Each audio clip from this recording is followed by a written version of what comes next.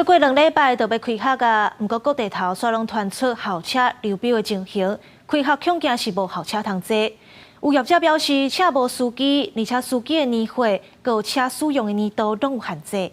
佮加上疫情过后，民众旅游的需求增加，司机走外口是比驶校车佮较好赚，才会出现这款情形。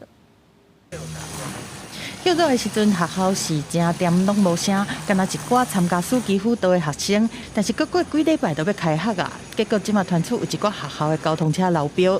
没有那么多的车子，然后没有那么多司机，也对。第三个，所有的薪资都调高，那学校给予的这个交通车资呢又偏低，所以呢势必一定流标，没有人愿意去承接。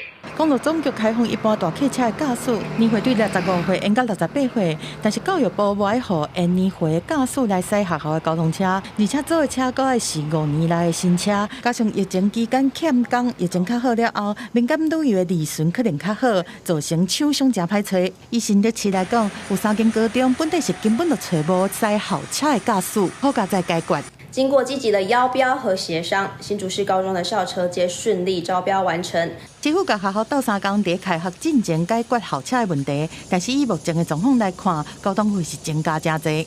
交通费就要1万多块啊！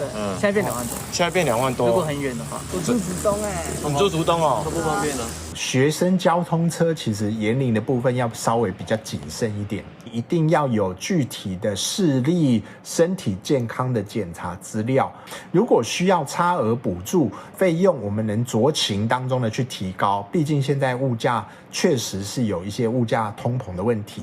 对敢是要放宽驾驶的年岁和租的车的年岁，家长团体是表态无支持。教育部是回应表示讲，已经召客运这相关单位做下部会协商，会以学生的安全做上大的前提，大家做伙讨论，看敢阁有更较适当的做法。记者综合报道。